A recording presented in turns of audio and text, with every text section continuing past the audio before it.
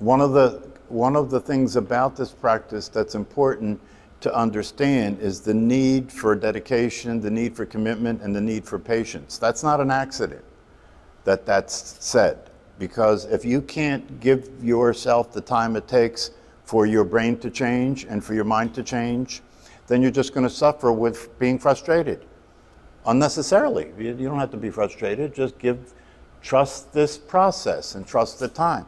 And the thing is this: when people say that I'm not going to give up, right?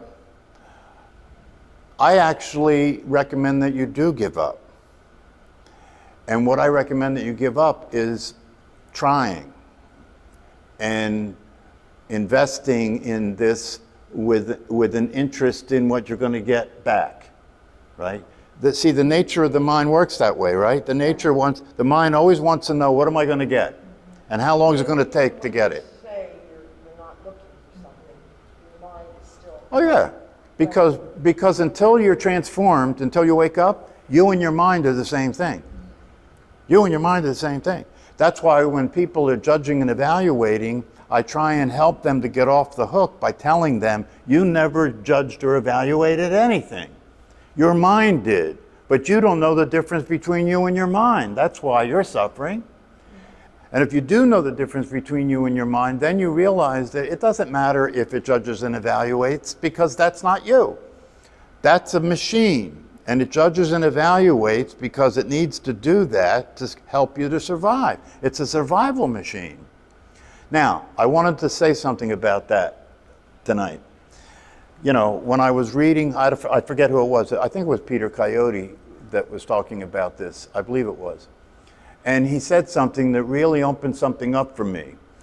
And what it opened up for me is that the idea, one of the things that I think happens for people when they practice meditation or learn about these teachings is they start to get this idea, oh, what I want is I want to be enlightened, and when I'm enlightened, I'll be that way all the time. I'll be clear, I'll be peaceful, I'll be relaxed, I'll be satisfied, I'll be happy, I'll be that way all the time. I'll have infinite wisdom, I'll have infinite knowledge about everything, right? I'll be a saint. I can just get a robe and get some flowers, right? You know, a lot of people have the idea that that's what this is about. And that's what I want. I want to get to that point where I'm oblivious, you know what I mean? You can't, you know, that's never going to happen. That's never going to happen. Well, the ability to let go is part of the natural state. Who you really are never holds on. The awareness that we are never holds on. It's always just here. It's never trying to stop or control anything. It's letting everything come and go. But the way we relate to what's happening through the thinking activity is when something comes that we think shouldn't be here, we get involved. Oh, that shouldn't be like that. I want to change that. I don't want to feel that feeling, right? And as soon as you get involved, it stops. It stops. Now you're not like awareness, you're like a person. That's how a person behaves. A person wants to control everything. A person wants to change everything. A person thinks things should be different, right? So the practice is noticing that. So when it happens and you notice it, if you notice it, you're noticing it because you're seeing it from awareness. And you're not being it. You're seeing it from awareness and you're not being it. That's all you have to do is notice it. The awareness is never attached to anything. The awareness, when you establish a meditation practice, right, and you get good at it, right, what happens is that your focus is stable. It's not jumping all over the place like it is most of the time. It becomes stabilized. It becomes stabilized. It becomes centered. It becomes focused. And when that happens, and thoughts and feelings keep happening, but you stabilize your focus, they keep coming into focus and then out of focus, come into focus and out of focus. And the more you're grounded in the awareness, the easier it is to simply be present and be a witness to what's happening and not be involved. And that happens naturally just through practice and understanding what you're doing.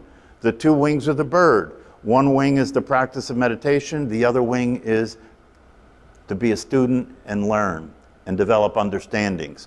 When the two things come together, you can fly. When the two things come together, it works. But the reality of it is, going back to what I was saying earlier, right? You've got to give up this mythological, you've got to give up this belief or this myth that you're going to become an enlightened being like these guys in the robes in India, right? I had that belief. You know, it's easy to have that belief, right? Because especially when you study these teachings and practices from Buddhism, because you see people in robes talking about it all the time, they're monks, right? And so you figure, oh, they're going to become the Buddha, and I'm going to become the Buddha, and then I can just sit in my posture for the rest of my life and you know, be wise and have people come and teach them. That isn't realistic. That's never going to happen, right? You are never going to be able to stay in the altered state that is available through meditation. You're never going to be able to stay in the altered state that's available through meditation. When you're in that state, right, when you're in that state, you're experiencing the possibility of being what you actually are. And when you're in that state, you're experiencing what it's like to be free and let everything come and go the way it does naturally, right? But you have to come back to this world.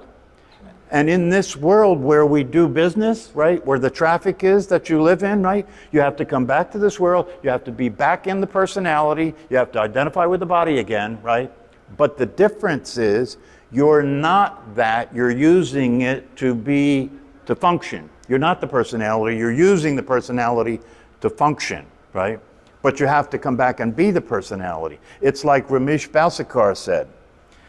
You know, he said that the great saints, the great teachers like Ramana Maharshi, right, or Nisargadatta, the great teachers that we all learn about when you study these things, right, they weren't like in some altered state where they weren't available. They were talking to people just like I'm talking to you.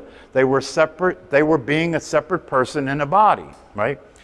So they were identified, they were intentionally identifying with being a physical body and being a personality. Why? Because you have to. You can't be awareness in this world and live your life as awareness. Awareness is formless, timeless, has no shape, right?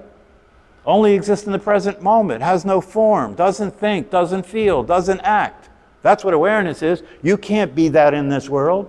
But you can practice experiencing that and then have who you're being in this world be informed by that.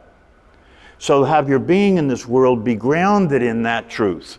But you still have to deal with the thinking activity. You still have to deal with the emotions, the physical sensations, and the dynamics of existing in this world of time and space and other human beings. The idea is that the more you practice and the more you reorient yourself to your true nature, to the natural state, then who you're being as a person starts to become kinder, more compassionate, quieter, more relaxed, more satisfied, naturally happy, right?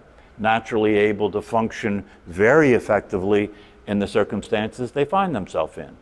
That's the fruit. That's the fruit, right? That's the payoff. But that payoff isn't a payoff that you can operate in order to get someday, to get that. You know, when you practice meditation, if you're practicing in order to change or in order to get somewhere or in order to be different, you're not practicing meditation. That's not meditation. That's not meditation. You can practice that day and night, and it's not going to change anything. It's not going to accomplish anything. The only meditation that works is the meditation that's pure. Pure meditation means you're not doing it for anything. You're doing it to simply do the technique. You're sitting simply to sit and be present to what's happening.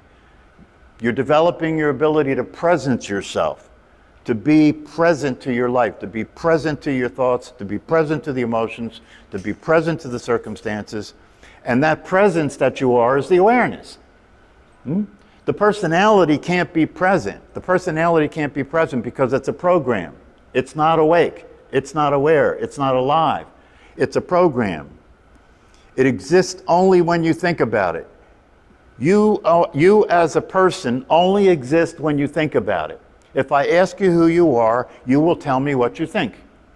Because that's the only way you know who you are, is what you think, right? What you learned and what you think, right?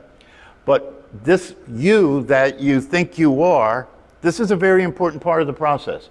This you that you think you are, right? It's very important for you at some point to look and see for yourself that a you that you think you are has no existence anywhere. Has no existence anywhere. Outside of the belief you have, outside of the idea you have about who you are, there's no evidence for it anywhere. You can't find this you who you think you are anywhere in your body. You can't find that anywhere in your body. You can't find that anywhere in the world. This is the concept in Buddhism called emptiness, right? Meaning that there's nothing there. It's empty. Awareness is empty. Awareness is not a personality. It doesn't have any features. It doesn't have any qualities. It's empty, right? It's pure, it's empty. I always talk about using the analogy of the space in the room, right? Because awareness is just like the space in this room. It's the last thing you would recognize, isn't it? You walk into a room, the last thing you would recognize in the room is the space. You recognize everything that is in the form, right? You identify the form, right? But just like that, you don't identify your own awareness. The same way you don't identify the space in the room. It's the last thing you would look at. And obviously it's the last thing anybody looks at because they pay their attention their entire life paying attention to everything but that. To everything but the truth, to everything but who they actually are, and then they wonder why it's not working. You know, the analogy that I often use is it's very much like trying to play baseball on a football field and you just can't understand why it's not working. You keep hitting the ball and the people keep catching the ball and running for a touchdown and you're trying to run the bases. That's how people's lives are. That's called confusion, right? Well, it's confusing because you're trying to be something that you're not, right? And live as that in a world that is not the world that it appears to be. You're trying to be something that you're not and then try and live in a world that is not the world that appears to be. How can that work? How can that work? That's one make-believe reality trying to function in another make-believe reality. That's why they say in the ancient teachings that it's like a dream. It's like you're dreaming. It's like you're dreaming. No wonder it doesn't work. No wonder you get anxious. No wonder you get depressed because you don't have any power. When you succeed at anything in life, it's an accident. It has to be an accident because you don't have a source. You don't have a source. You think you do? Yeah. And you'll take credit for your successes, right? But that's one of the things you have to give up if you're going to do this work. You have to give up your credit for your successes. You have to give up being proud of yourself and accept you never did anything. You never did anything. You have to be willing to let go. You have to be willing to put your ego down long enough to take a look and see what's real in order for this to work. But in order for you to put your ego down, you have to know what your ego is, right? And what your ego is, it's the voice in your head. Oh, I thought that was me. That's right, you did. Because you're being an ego. When you identify with your mind, you're being your ego. When you identify with your mind, you're being your mind. And how do you know that? Well, I'll tell you how the mind operates, and then you could see if that's the way you operate. And if that's the way you operate, then you're being your mind, right? The way the mind operates is the mind is constantly paying attention to determine whether anything in the environment is a threat. The mind is constantly paying attention and evaluating and judging everything that happens. Good, bad, right, wrong, I like it, I don't like it, is it a threat, is it not a threat? All the time doing that, the mind's doing that. And if something appears in your field of vision, right, that offers you pleasure and safety and control, you go after it. If something appears in your field of vision that offers you pain and being out of control, you run from it. Now, if that sounds familiar, you're being your mind. And I know it sounds familiar because I've been there, done that too, and I have the t-shirt. I've been my mind for a long time, just like you have, right? And if you don't like what it's like to be your mind, good, right? The universe is conscious. The universe is conscious. And all the things that are happening to you that you think are happening to you that are against you, that cause suffering, in reality, those things are happening for you to wake you up. So as sooner you wake up, the sooner you stop suffering. It's as simple as that. Suffering is the result of living an unconscious life. Suffering is the result of stumbling around blindly in life, trying to figure out what's going on and being upset a lot because it doesn't seem to make any difference. Everything you try doesn't work. That's the typical experience that human beings are having, right? And the reason they're having that is because if you are failing at who you're being and what you're doing, maybe who you're being isn't who you are. And maybe what you're doing isn't what works because you're doing it in relationship to an appearance that you think is real. You're doing it in relationship to an appearance that you think is real. And what I mean by that is the world you see is an appearance.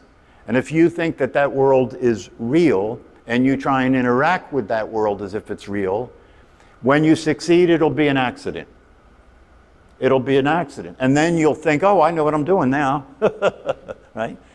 Did you ever have that experience where you do something and you do it and and it works, right? You produce a result, and then you think, oh, I got this, I know what I'm doing. Yeah. And then the next time you try and do it, it doesn't work anymore. That's an accident. That's not skill. That's not skillfulness. That's not awakeness. That's accidents. And then when people do that, right, they take it on and be proud of it, and make it their signature. This is the way the mind works, and this is the way a person who is stuck in being a person is trying to live their life, and the results of that are pretty clear. All you have to do is either pay attention to your own experience and notice your anxiety and your depression and your confusion, and you're upset, right? Or you can recognize that the fact that it's that way may be trying to tell you something, just like your emotions. The more I pay attention to emotions, the more obvious it is that all emotions are ever asking us to do is feel them. That's all.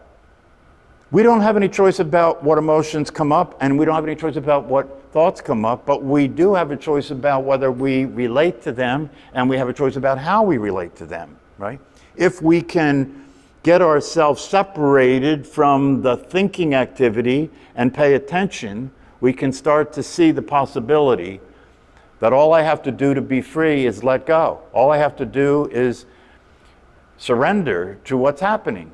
Let what's happening happen. Just look at that. Look at that one possibility. Look at that one. That's really heavy. Yeah. How often do you let what's happening happen? How often do you let what's happening around you happen? How often do you let what's happening within you happen? Almost never, if ever, right? Well, maybe that's the gold. Maybe that's the solution, right? Because awareness never has any resistance, never has any, awareness doesn't resist, doesn't try and control things, doesn't try and change anything. It lets everything be the way it is all the time, including you, including your feelings and your thoughts and your past and your trauma and your family and your job and your money. Awareness allows all that to be just the way it is, just the way it is. And you'll see, if you get to the point through meditation and through these understandings, you'll see if you ever actually practice that, if you ever actually allow everything to be the way it is, right?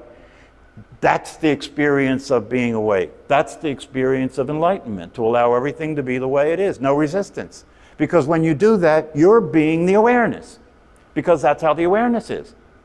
So when you're being the awareness, you're being yourself. When you're being the awareness, you're in the natural state. When you're in the natural state, you're in the flow. They call it flow. They call it the zone, right? What's that mean? It means I'm allowing everything to happen just the way it's happening. I don't have any resistance. I'm not trying to change anything. I'm not trying to fight anything. I'm not struggling anymore. I'm not frustrated about it. See what I mean? If you let it go, then what you can get present to is the truth. What's the truth? What's happening right now, right? But what happens if you're identified with your mind, right? What's happening right now happens, and then you go, that's not it. You reject reality, and then you wonder why you suffer, right? That's not it. Okay? And when you say that's not it, you want to pay close attention, because you want to notice when you reject reality, when you say that's not it, it doesn't change. It stays that way. And if that's not it and it stays that way, you get to suffer. You get to suffer. You see, awareness doesn't accept it. It doesn't have to. You're just saying when you accept it. That's what I'm coming back to. Yeah, but I'm saying don't waste your time on accepting it. Don't waste your time on accepting it. That's the personality trying to be the awareness. You get it? You don't have to accept it. The awareness doesn't have to accept anything. It's its natural state. It's its nature. You see, because if the awareness could accept it, it could also reject it. But the awareness can't reject it. It can't accept it or reject it. The only thing it's able to do is be present to it. And when it's present to it, there's no resistance. And that presence, when it's present to it, is you. That's your true nature. That's what you really are. And this whole process of practicing and learning is to come out of the dream, to come out of what you think, and come into the truth.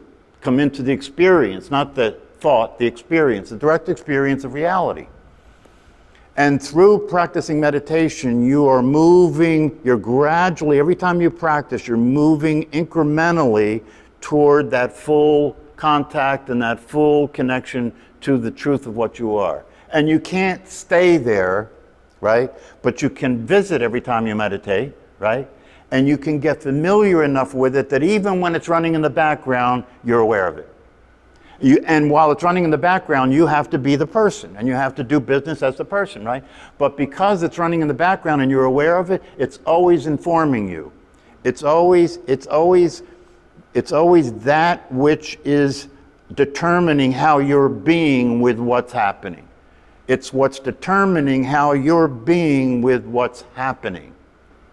And a person who is enlightened, the way they're being with what's happening is allowing everything to be just the way it is. And the part of that most people miss is that includes you.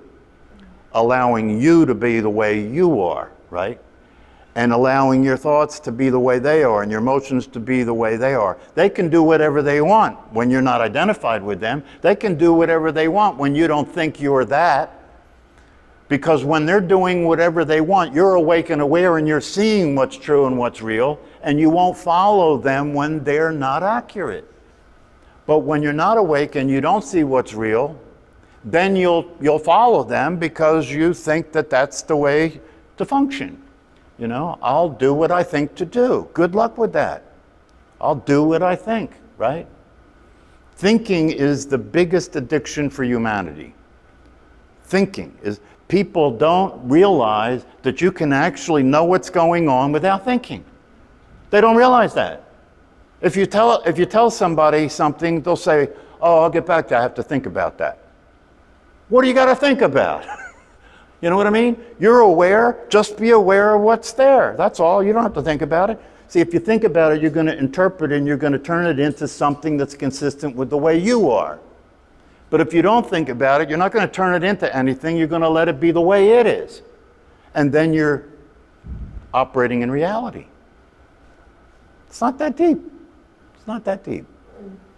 The clearer you get through these practices and teachings, the simpler you become. There's no need for complication. Life is as simple as being here for it. Life is as simple as being here for it. Most people aren't, are they? No, most people are up here all the time, you know, thinking about it, worried about it, concerned about it, trying hard to make it work, changing all the time, right, to make it work, trying to control, being frustrated. That's a life of suffering, and it's unnecessary. While all that's going on, you could be here and be fine and be calm and be happy and be relaxed while all that's going on. Right? But it's not going to happen by itself. You've got to start somewhere and practice and stay consistent and keep coming back to the sitting experience and keep practicing being clear about your awareness is the truth. Being clear that thinking is where the problems exist. If you're upset, when you're upset, all you have to do is notice one thing to see what's happening, right?